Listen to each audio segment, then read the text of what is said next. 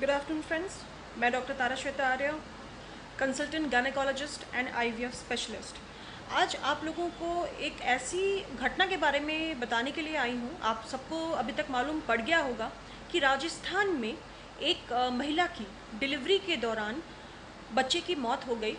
और सबसे जो इसमें इम्पॉर्टेंट बात है, जो ध्यान देने वाली बात है, वो ये है कि जो महिला गर्भवती थी, जिनका नाम प्रवीण है, और वो अपने पति इरफान खान, उनके साथ जब उनको दर्द उठा तो वहाँ से उनको राजस्थान में वो भरतपुर कोई जगह है, वहाँ से उनको रेफ़र कर दिया गया। पहले उनको भेजा गया पीएचसी में, पीएचसी से फिर उनको डिस्ट्रिक्ट अस्पताल में भेजा गया कि आप जिला अस्पताल में चले जाइए, क्योंकि यहाँ पे उनको काफ़ी ब्लीडिंग हो रही है। तो उनको जब जिला अस्पताल लेकर के गए तो वहाँ पे जो डॉक्टर हैं थी ऑन ड्यूटी, जिनका नाम मुनीत वालिया है, उन्होंने उनसे पूछा कि आपका नाम क्या है। सारी चीज़ें पूछने के बाद तो फिर उन्होंने बोला कि मेरा नाम इरफान है, जो गर्भवती महिला थी उनके हस्बैंड। उसके बाद उन्होंने बोला कि आप मुस्लिम हैं, तो उन्होंने कहा जी। तो बोला कि अब तो आपका इलाज यहाँ पर नहीं हो सकता है, और उन्होंने अपने जूनियर डॉक्टर जो ड्यूटी पे होंगे उनको ये बताया कि इनका रेफरल कार्ड बना दीजिए और इनको यहाँ से रेफ़र कर दीजिए। मतलब, और भरतपुर से निकलते निकलते ही वो बाहर नहीं निकल पाए होंगे, उनकी गाड़ी में ही डिलीवरी हो गई और बच्चे की मौत हो गई। ये इतनी शर्मनाक घटिया हरकत है, इतनी शर्मनाक। मैं सबसे पहले उन डॉक्टर से ये पूछना चाहती हूँ कि जिस वक्त आप ओथ लेते हैं अपनी डॉक्टरी कंप्लीट करने के बाद, when you take this oath, कि मैं बिना किसी रिलीजन और इसके कास्टिज़म या किसी भी तरह की इस पर बायस ना होके मैं सीधा अपना जो काम है वो पूर्ण रूप से, वो पूरे दिल से और पूरे मन से, हर एक मरीज़ मेरे लिए उतना ही इम्पॉर्टेंट होगा जितना कि कोई वीआईपी का मरीज़ हो, और ना ही इसका किसी रिलीजन से कोई मतलब होगा। तो आपने ये पेशेंट से पूछा कैसे कि ये मुस्लिम पेशेंट है कि हिंदू पेशेंट है? आज आप मुस्लिम और हिंदू देख के मरीज़ों का इलाज करेंगी? सबसे ज़्यादा मुझे इस मामले में मुझे मीडिया से कंप्लेन है। ये जो गोदी मीडिया जो है, वो जिस तरीके का, ये आज मैंने भी पहली बार ये लफ्ज़ इस्तेमाल किया है, गोदी मीडिया। मैं काफ़ी नाराज़ हूँ। ये जो मीडिया इस तरीके का जो दिखा रहे हैं पूरे हिंदुस्तान में, अब डॉक्टर्स भी इस तरह से फ़र्क करने अगर लग जाएंगे तो मरीज़ों का क्या होगा? ये क्या मतलब हुआ? वो औरत दर्द से करहा रही थी, वो लेबर पेन में थी और वो अबाउट टू डिलीवर कंडीशन में थी। ऐसे में आपने उसको रेफ़र कैसे कर दिया? एंड ये सिर्फ इसलिए क्योंकि वो मुस्लिम थी। ये बेहद शर्मनाक है, बेहद शर्मनाक और निंदनीय। और इसकी मैं पुरजोर आपकी मैं इस मामले में कहती हूँ कि आप डॉक्टर कहलाने लायक नहीं हैं। मुझे शर्म आ रही है ये कहने में।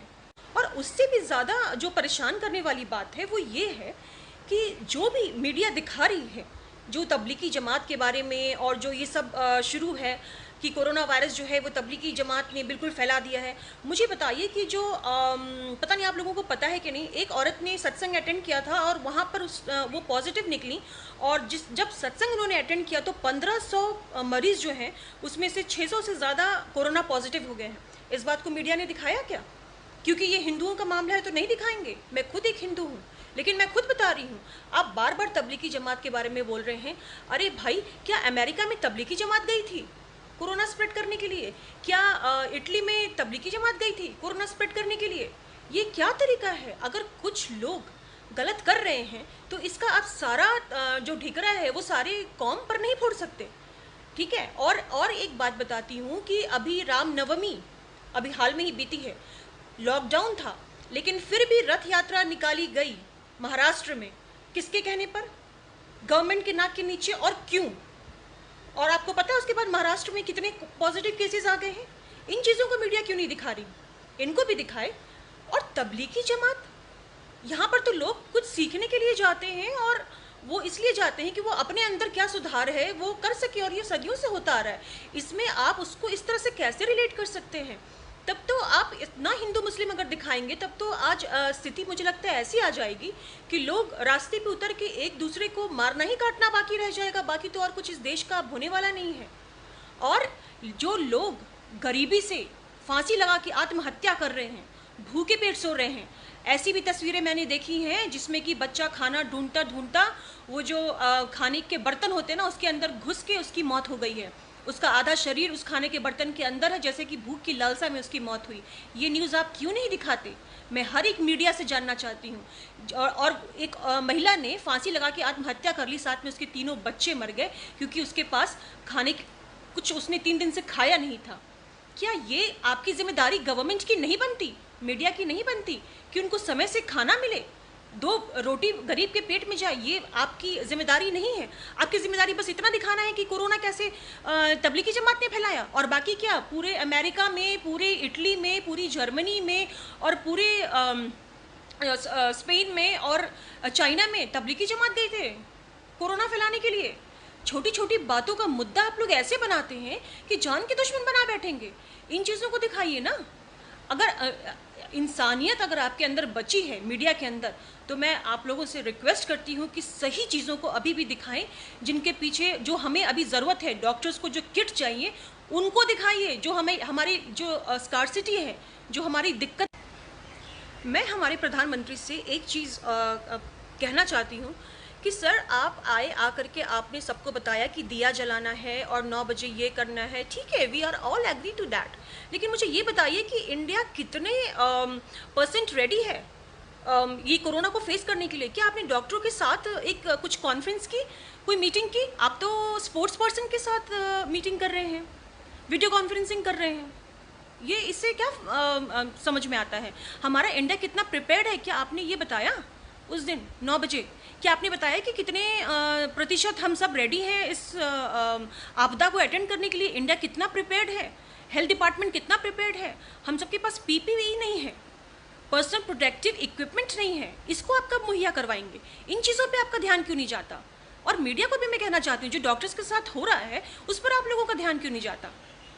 क्या ये आपका फ़र्ज़ नहीं बनता कि आप इस चीज़ को मीडिया में हाईलाइट करें कि डॉक्टर्स के पास आज कुछ सामान, पर्सनल प्रोटेक्टिव इक्विपमेंट नहीं है, तो इस तरीके से वो खुलेआम कोरोना वायरस के पेशेंट को देख रहे हैं, तो इससे तो उनके भी हेल्थ में प्रॉब्लम आ सकती है। क्या ये नहीं नज़र आता? ये पॉइंट नहीं है आपको उठाने के लिए? और मुझे ये कहना है कि आप आए उस दिन सुबह 9 बजे, हमने उम्मीद की थी कि आप हमें ये बताएंगे कि हमारा देश कितना प्रतिशत रेडी है इस महामारी को फेस करने के लिए। ये आपने बताया ही नहीं, इस पे आपने कोई चर्चा ही नहीं की।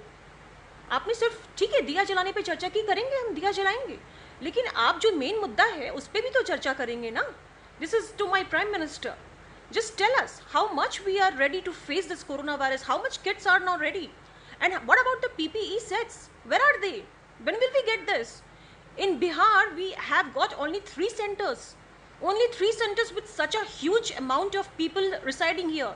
38 districts are there and only 3 centers are there to do the COVID-19 test. Why? आप टेस्ट के लिए हमें भेजिए ना।